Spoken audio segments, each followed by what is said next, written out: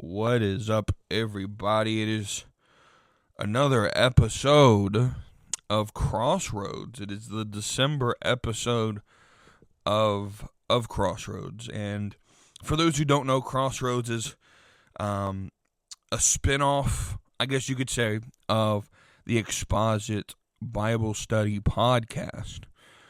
Crossroads is sort of taking a break from the Bible study and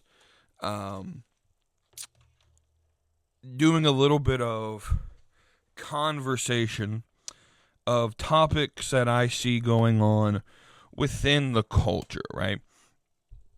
And so whether it's politics, whether it's, religious things that are going on within the world of Christianity, really it's going to be any topic outside of the current Bible study that we do on Exposit. I'm doing it as a separate show on the channel.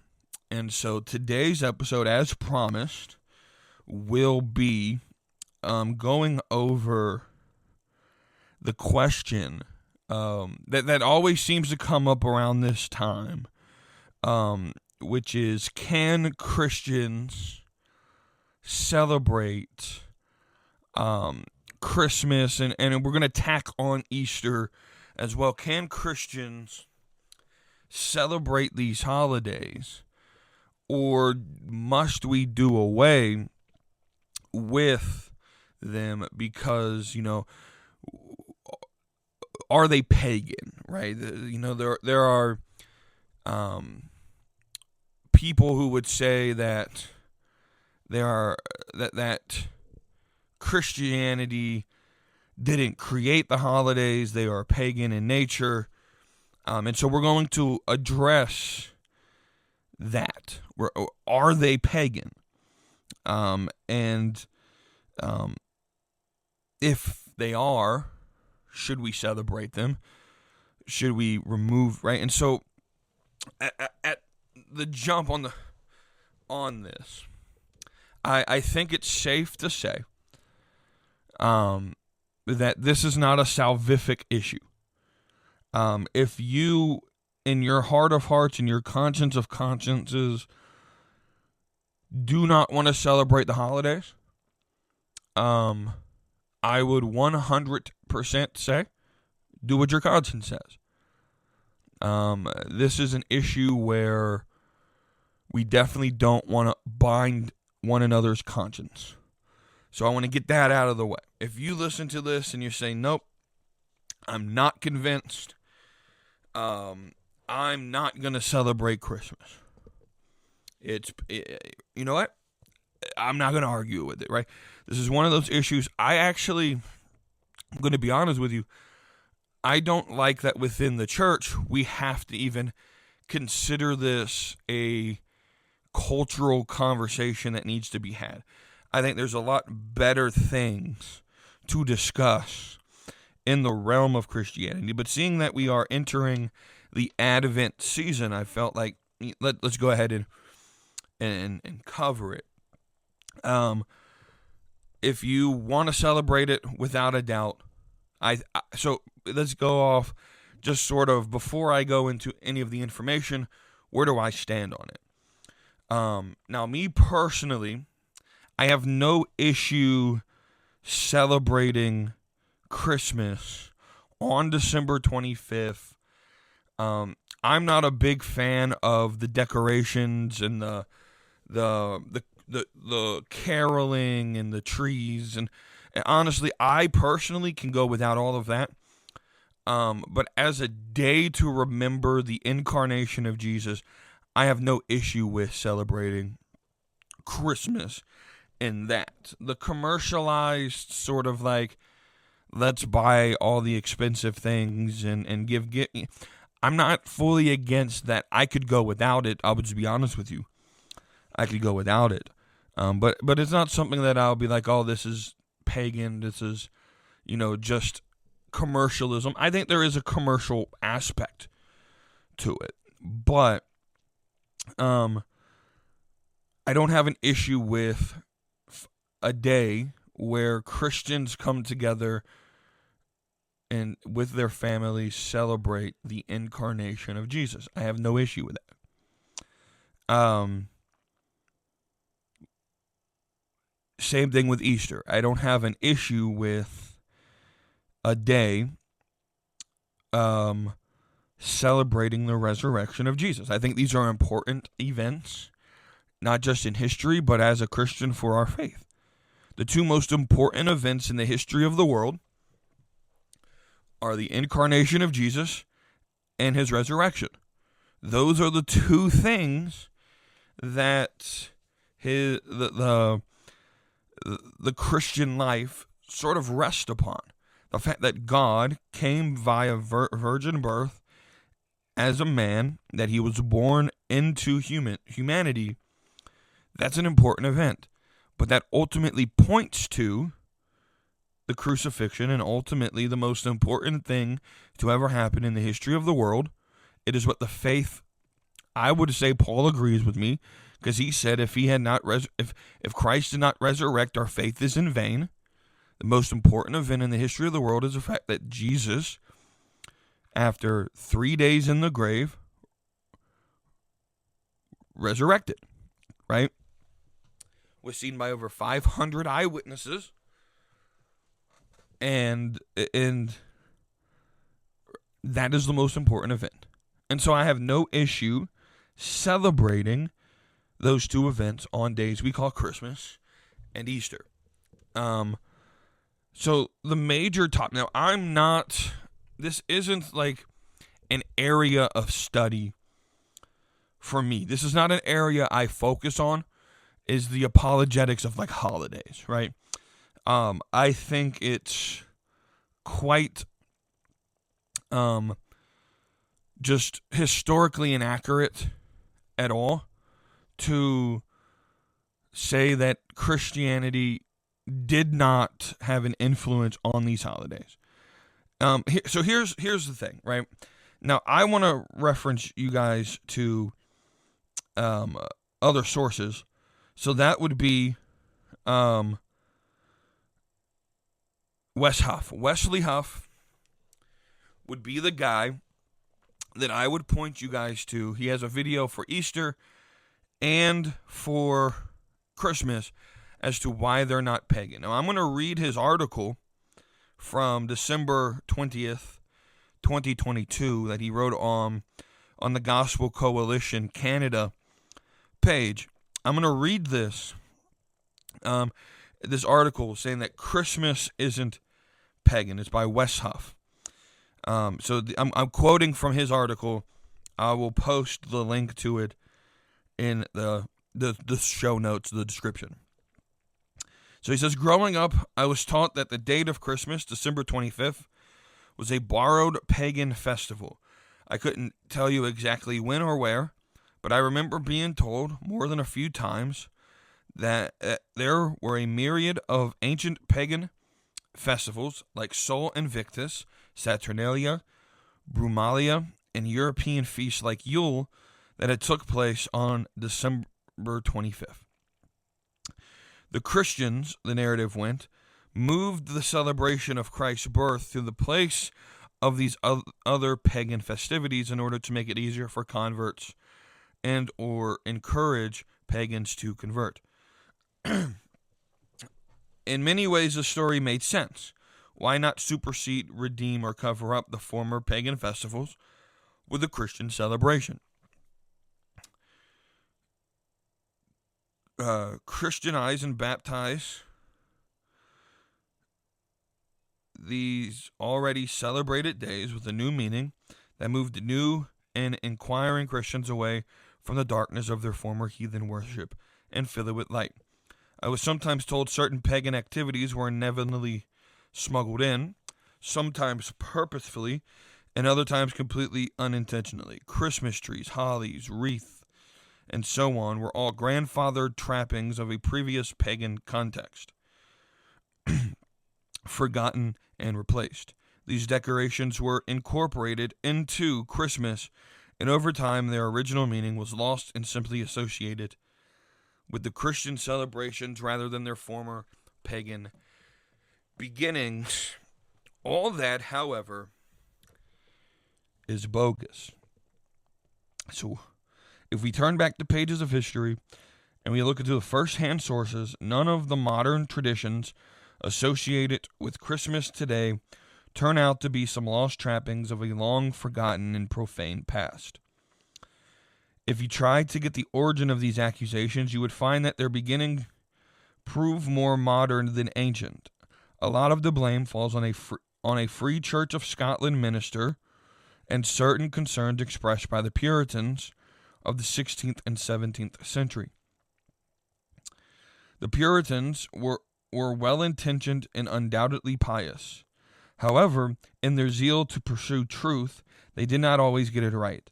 The rowdy and undisciplined celebrations that accompanied Christmas concerned the Puritans greatly, probably for the right reasons, but where the Puritans' motivations might have been well-intentioned, their solution to the perceived problem, at least on this topic, turned out to be throwing the baby out with the bathwater.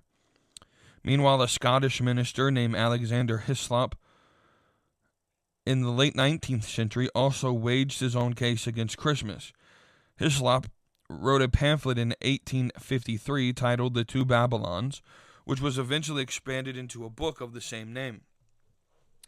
In his book, he argued that Roman Catholicism found its beginning as a Babylonian mystery cult established during the Emperor Constantine's rule in the 4th century. Hislop argued that traditions like Christmas trees found their way into modern world from Europe, but that the Europeans had adopted them from Roman paganism, who in turn appropriated them from the ancient Babylonians. Hislop's work has a conspicuous lack of citations for any of these assertions and prefers to make statements rather than provide any sources.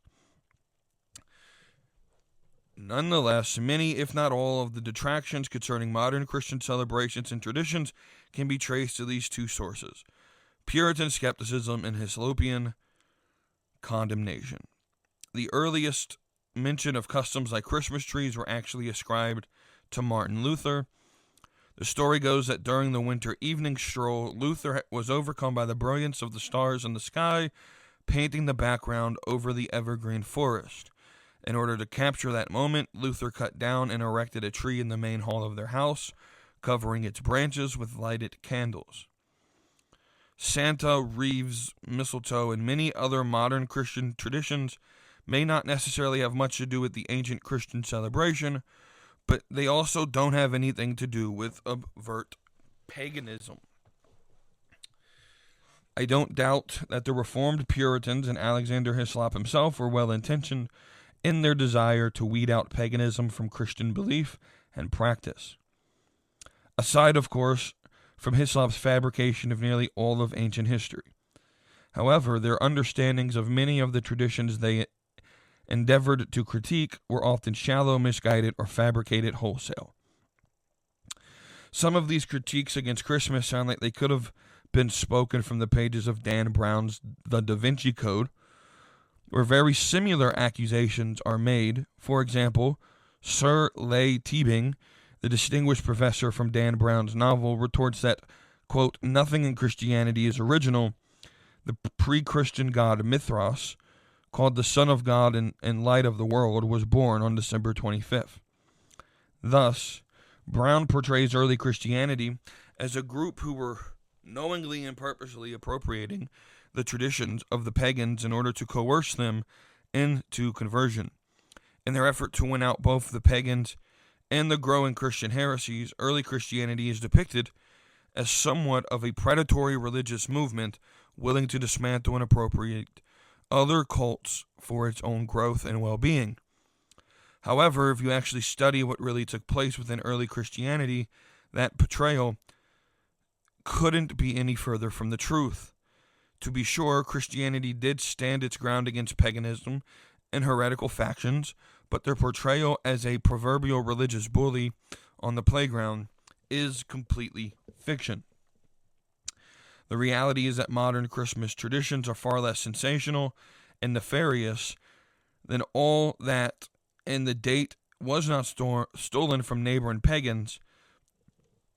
It is true that many other pagan festivals did happen around the winter solstice, but correlation does not equal causation. And when it comes to paganism and Christmas, the evidence for causation is very weak. While there were other festivals taking place on ancient Roman and European calendars, these had nothing to do with the Christians' choice for choosing the 25th as the date to celebrate the Incarnation. The origin of December 25th as the date of Christmas finds its beginning in the late 2nd and early 3rd century with the historian Sextus Julius Africanus. Africanus wrote a volume called Chronographiae, an early Christian treatise that attempted to chronologically cover world history from creation to his own day. Based on calculations from his reading of Luke and Matthew's Gospels, Africanus concluded that Jesus was conceived on March 25th. For the birth, he then counted 9 months, which landed him on the date of December 25th. Africanus wasn't alone on his dating of Jesus' birth. A contemporary of Africanus, Hippolytus of Rome, wrote a commentary on the book of Daniel in the early 3rd century, in which he too states that Jesus was born on December 25th. It is true that Sol Invictus, the festival commemorating the Roman sun god, fell on December 25th. However, our earliest inscriptions concerning this festival place it at the beginning of December and not at the end. In his work, The Origins of the Liturgical Year, historian Thomas Talley argues that, quote, it is more likely that the Roman Emperor Aurelian moved Sol Invictus to December 25th to compete with the growing rate of Christianity, end quote. Talley makes this interesting observation that by the 3rd and 4th century, Christianity was on the clear rise, and adherence to traditional Roman paganism was in a freefall. The trajectory of this shift in religious practice actually started a century earlier with the Roman magistrate Pliny the Younger. Pliny noted, potentially hyperbolically, that the Roman temples were being left empty due to the many Roman citizens becoming converts to Christianity. Julian, who was the Roman emperor for 3 years in the 4th century, writes about his frustration with the lack of Roman religious devotion to idols and specifically blames the Christians for the pagan crisis of faith. All this data leaves us with a quandary. It is more likely that within the 3rd and 4th century, the growing number of Christians copied the pagans. Let me read that again. Is it more likely that within the 3rd and 4th century that the growing number of Christians copied the pagans, whose adherents were on a sharp decline, and some last-ditch effort to convert holdouts? Or, on the other hand, did the desperate pagans copy the Christians whose faith and practice was growing in popularity? Based on all the available evidence, more and more ancient historians are pointing to the latter conclusion being the reality. Apart from Sol Invictus, which appears to have been placed on December 25th after the Christians had already acknowledged that as the date of Jesus' birth, none of the other ancient pagan feasts and festivals fall on that date. Around it, to be sure, but not on it.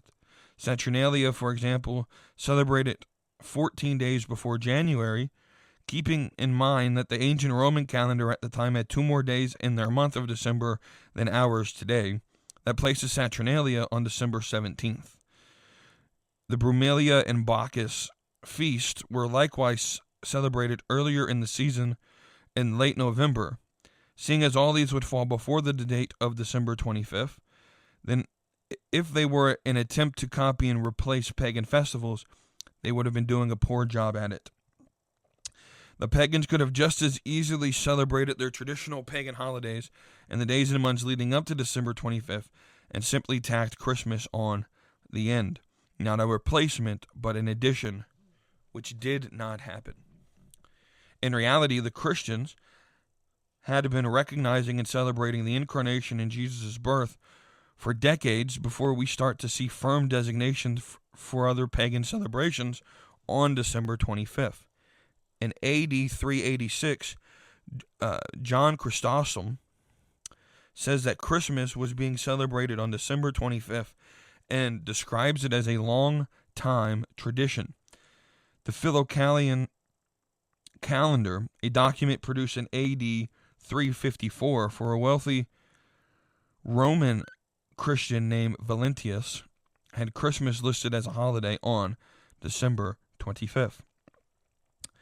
Nowhere in Scripture does it tell us to celebrate Jesus' birth. However, just because the Bible never specifically commands us to celebrate it does not mean we shouldn't. Jesus himself traveled to Jerusalem as recorded in John 10 to celebrate the Feast of Dedication, better known today as Hanukkah. This celebration came from 2nd century BC, commemorating the recovery of Jerusalem and subsequent dedication of the Second Temple at the beginning of the Maccabean Revolt. Hanukkah is not a celebration that the Bible says for God's people to participate in. It comes from the intertestamental period, the time between the last book of the Old Testament and the first book of the New. However, Jesus has no problem traveling to Jerusalem to celebrate the Feast of Dedication. Despite it not being commanded in Scripture, it is fully consistent with Scripture. Why wouldn't you make a celebration out of an event that represented God's work in the world and the preservation and redemption of his people? In a very similar way, why wouldn't we celebrate the incarnation on the birth of Christ? Secondly, the incarnation and birth of Christ is, along with Jesus' death and resurrection, the most awesome event in all of human history. Why wouldn't we want to carve out some specific time to celebrate such an amazing event? Why wouldn't we purposely set aside a time of the year like Advent to build up to the expectation of our coming Savior? Finally, why don't we take a cue from the Apostle Paul when he writes to the church in Corinth concerning those who were worried about eating meat sacrificed to idols? Therefore, he says in 1 Corinthians 8, 4-6, therefore, as to eating of food offered to idols, we know that an idol has no real existence, and that there is no God but one. For although there may be so-called gods in heaven and on earth, as indeed there are many gods and many lords, yet for us there is one God, the Father, from whom are all things, and for whom we exist, and one Lord Jesus Christ, through whom we are all things exist, and through whom we exist. God made everything good and just because someone tries to corrupt and twist something like a cut of meat, or for that matter a pine tree, it doesn't mean that they were successful. Even if something has a meaning to a pagan, it does not mean that that is how God sees it. At the end of the day, I would never advise someone to go against their conscience.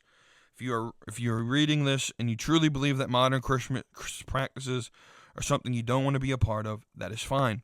I have no problem with that, and the purpose of this type of article is not to coerce anyone who feels uneasy about celebrating this or any other holiday. I simply desire to point out that as Christians, we are followers of the truth, and the truth of the matter regarding this topic is that no modern Christian tradition can draw a straight line to any clear and decisive pagan origin. Finally, as Paul commands both his ancient and modern audience, therefore, do not let anyone judge you by what you eat or drink or with regard to religious festival, a new moon celebration, or a Sabbath day. Colossians 2:16. So that's from Wesley Huff on Christmas, right? So now I'm looking for Easter. The source is, again, I'll link this as well. It's from Baylor University, written March 2016. So I'll read this. The approach of Easter each year marks many things: an annual resurgence of bunnies, eggs, and pastel colors, the beginning of spring, and the end of Lent, to name a few. Most importantly, of course, the Easter holiday serves as a reminder to the resurrection of Jesus Christ. However, there are people who insist the Easter holiday was not created to celebrate Christ's sacrifice, but rather that it has its roots in ancient pagan tradition, especially Babylonian. Misunderstanding about the changing date of the Easter holiday, the historical timeline, where the name comes from, and even the use of eggs and rabbits in the modern-day celebrations all contribute to this misconception. Christians have always celebrated the resurrection of Jesus Christ, said Beth Allison Barr, Ph.D., Associate Professor of History. First century Christians celebrated weekly on Sundays as both biblical evidence such as Acts 20 verse 7 and extra biblical evidence such as the Didache suggest. D.A. Carson, research professor of the New Testament at Trinity Evangelical Divinity School, said that the early biblical church likely chose Sunday as their day of worship because it was connected to the Lord's resurrection. The Bible said that Jesus' death and resurrection occurred around the time of the Jewish Passover that year, which is celebrated on the first full moon following the vernal equinox. The Last Supper was on the first day of Passover, and Christ's crucifixion occurred on the second day, resulting in today's recognition of Holy Thursday and Good Friday. Therefore, Christians today celebrate Easter on the Sunday following the first full moon, or on or after the spring equinox. The system for choosing the day on which Easter is celebrated was established at the First Council of Nicaea in 325 AD. The shifting date of the Easter holiday is merely a reflection of the varied dates of the first full moon on or after the spring equinox. The date on which Easter is celebrated clearly has nothing to do with any kind of pagan lunar worship or vernal equinox celebration, Barr said. However, there is still the theory that the holiday itself is derived from the pagan celebration of a goddess of spring and fertility, although no such event is known and predates the first Christian celebration of Easter. Easter was clearly being celebrated by Mediterranean Christians during the 2nd century, and probably in the first as well, Barr said. As such, there is no way that it was derived from a Nordic or Germanic pagan festival that, if it historically existed, postdates the Christian celebration. By the 2nd century, we have clear evidence that the Christian community was celebrating an annual commemoration of Christ's resurrection, Easter. Indeed, because of the quarrel over exactly when the precise date for this celebration should be, known as the Quartodecimanism controversy, say that 12 times, it is clear that celebrating Easter was already a long-established custom by early Christians. The idea that the existence of a pagan celebration forming the roots of Christian Easter came from an 8th century scholar known as the Venerable Bede. Bede claimed that his work, The Reckoning of Time, there was a celebration of the goddess Eostre, which took place each April, that was replaced by the Christian celebration of the resurrection of Christ. However, there is no mention of this goddess in any other literature from the time outside of Bede's work. Therefore, we are unable to confirm the existence of such a pagan deity. The lack of evidence makes it unlikely that any kind of celebration in the goddess's honor existed. The issue is also one of etymology. Bede suggested that the term Easter was derived from the name of the month in which the goddess was supposedly celebrated, which was the modern equivalent of April. A more modern theory, though, is that the word Easter originated from a mistaken interpretation of the early Latin-speaking Christians' designation of Easter week as Hebdomada Alba, or the Week of Albs, because of the white robes worn by the baptismal candidates during the time. Although in this context, Alba serves as the feminine form of albus, meaning white, some thought it was the word alba, meaning dawn. Old High German speakers took the word Alba to mean dawn and started referring to the holiday as Eostaren, which meant dawn in their language. Eostaren eventually evolved into the contemporary German word for Easter, Ostern, and then the English Easter.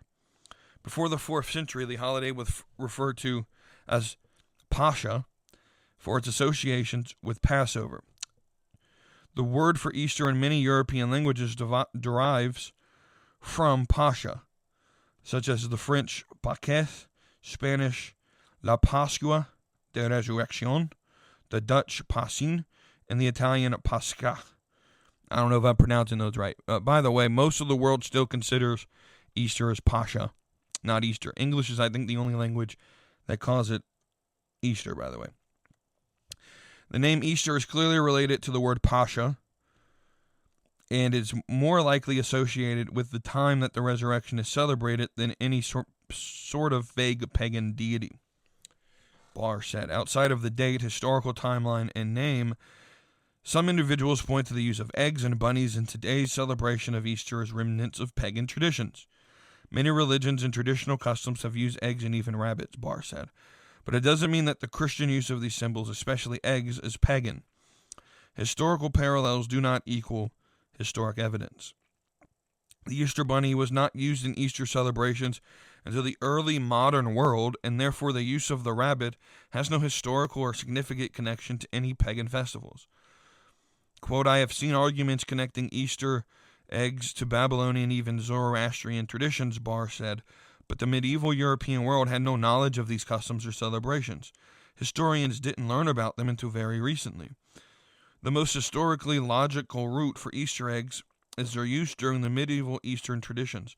Eggs were prohibited during Lent, so in preparation for the return to eating eggs, people decorated eggs and used them as part of their celebrations. This is the most reasonable source for the tradition we continue today. In today's celebration, eggs are used to commemorate new life, specifically the new life of Jesus. Easter is and has always been a celebration of the resurrection of Christ, Barr said. Even if Beatty was correct that the name for the time of celebration, the resurrection, derived from an unrelated Anglo-Saxon goddess, it still doesn't affect the content of Easter. The only reason Easter exists as a holiday is because of the resurrection. It is a shame that modern, and I would argue unsubstantiated, debates about its pagan roots have so distracted Christians from the purpose of Easter, which is celebrating the risen Christ. That was written by student news writer Jenna Press at Baylor University in 2016. Again, I'll quote or post that link. So I read those two articles rather than, try to communicate the history. I read those two articles to sort of give information. Now I'm going to give my opinion. I think it's honestly kind of a waste of time to debate these things, right? So here's where this comes in. It comes in unsubstantiated from two groups of people. You have the pagan or Gentile, we could say Gentile or unbelieving people who are like, these Christians, you're so judgmental, but you don't even realize that your own holiday of Christmas is pagan, right? I saw this on a post about the town that I live in's Christmas, but was supposed to be the Christmas parade.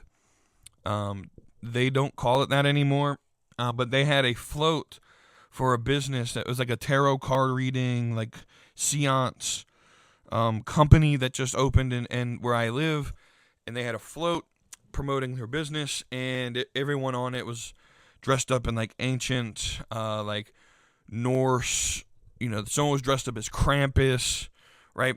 Which, by the way, there's a weird, like, I don't remember growing up, I'm 28, right? So it's not like I've been here long enough, like, to say, back in my day, right? But like I don't remember growing up as a child ever really seeing references to Krampus in Christmas. Like this debate of is Christmas, pagan or not has been going on. Like I remember vividly hearing about this, but like the specifics of trying to reinsert Krampus into the Christmas tradition, it's newer. And if we go back to what I said about Halloween, there seems to be a concerted effort in the world and building the more demonic sort of evil, adding those elements to really Christian celebration. And I think as Christians we should call it out. And so I just anyway, but they had a float presenting like some pagan things, and someone called it out, and instantly, well, if only the Christians knew that Christmas was pagan, and it's not. And anytime you mention Christmas is not pagan, you get sort of laughed at it. Oh, well, you don't know your history. Well, no. You don't actually know the history, right? There is no actual historical evidence that shows that Christmas nor Easter has ever been a celebration of the pagan tradition. And that everything's right. So you'll have the sort of unbeliever who throws that. And here's my argument to them: you're never going to win that debate, right? I'm not saying don't associate with it and don't engage in it. Absolutely, we should engage with the unbeliever on these topics. But I think the conversation you have with the unbelievers isn't arguing is Christmas pagan or not. I think the conversation should be, here is the reason we celebrate Christmas.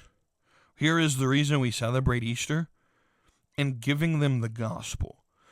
Because you're not going to win them to your side with anything but the gospel. The gospel is the power that will save them. In the way I always look at this, whether you want to call this apologetics or just embracing the culture as we embrace it, the only message that Christians have that can change the world is the gospel. And so, to me, the way that I look at this is, if you choose to celebrate Easter, if you choose to celebrate Christmas, more power to you, as long as you're celebrating the intended purpose. Are you celebrating the incarnation of Jesus at Christmas? Are you celebrating his resurrection on Resurrection Sunday or on Easter? Are you celebrating that? Right? And so this other group that you have sort of in this debate are the fundamentalist believers who will also say that it's pagan and therefore we should not participate. You'll have those who say, well, holidays are never mentioned in the Bible. And I would say, well, you're absolutely wrong about that. There are 3 feast days which would be considered holidays, by the way. I mean, the feast of, you have Passover, you have Sukkot, which is feasts, the feast of booths, and then you have the Feast of Weeks, which is I can't think of the name. We call it Pentecost. Excuse me. So you have Pentecost, you have Passover, and you have Sukkot, which all are feasts. They're holy days, really holy weeks, in which the Jews would celebrate. And those are in the scriptures. But just like the West Huff article mentioned, you also have the Feast of Dedication, which is Hanukkah, which was not included in the law. The other 3 were required by Jewish law for every Jew to celebrate. And if you could, they were actually, and they weren't the only feast. think there were 7 feasts in total.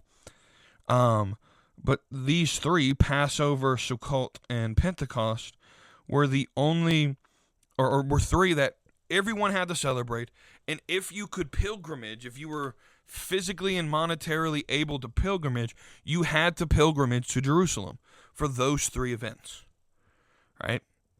And so we see that, right? And we see 3 different times in the Gospels Jesus goes to Jerusalem for Passover, or we see that like the Transfiguration happened during the Feast of Tabernacles or Sukkot, which is why, I mean, if you read it and you see, I think it's Peter who says, should I build the booths here, right, to celebrate here, is what you'll end up seeing. But I think it's John 10 is where it comes from. It could be Matthew 10.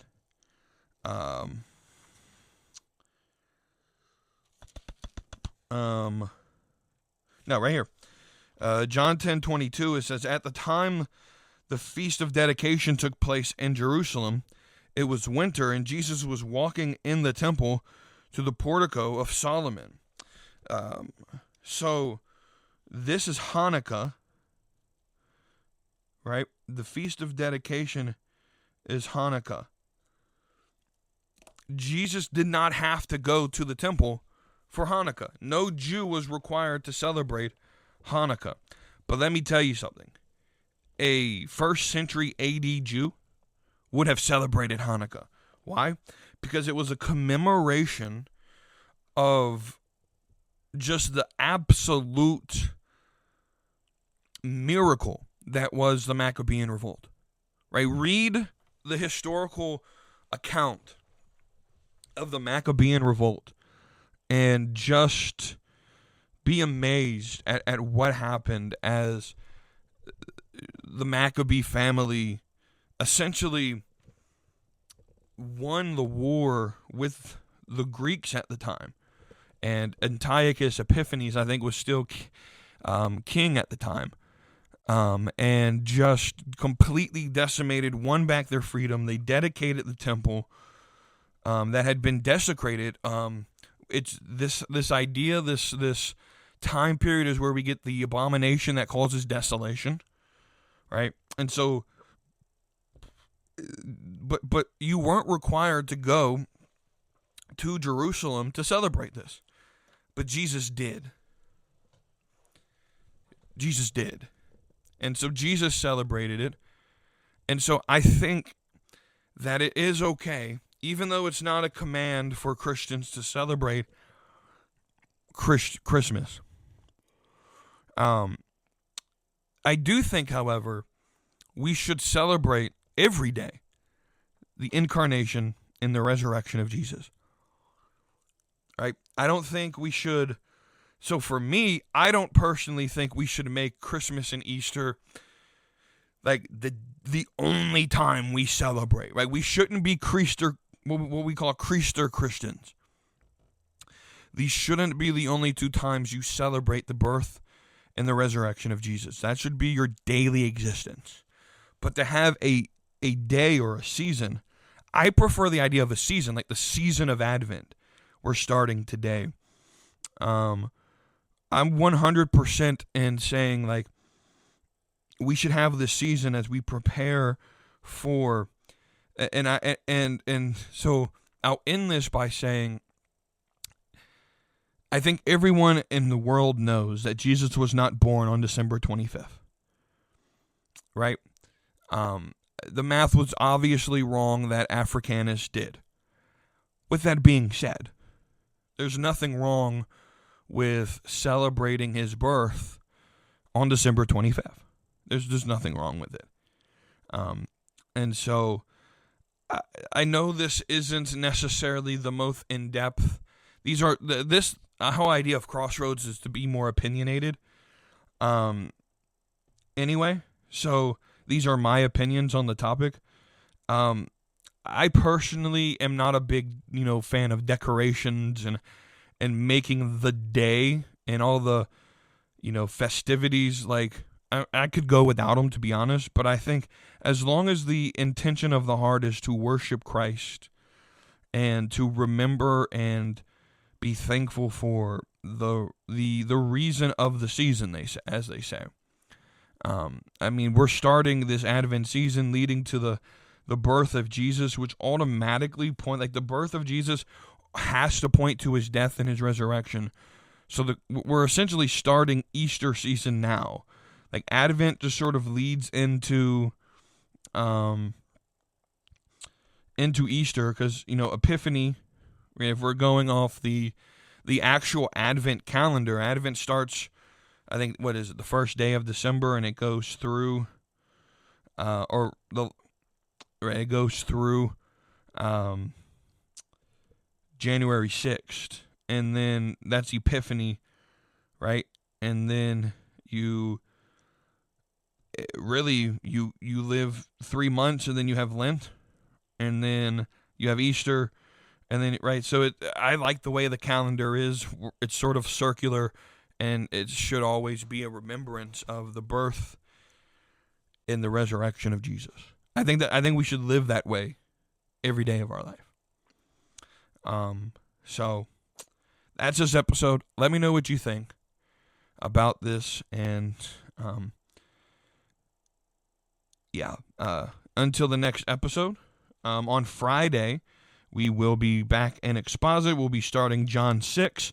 We're going to talk the feeding of the 5,000, and we'll see what is happening there, what's going on there. Can't wait to study that with y'all. Until then, until the next episode, y'all have a great rest of your day. I'll see you on Friday.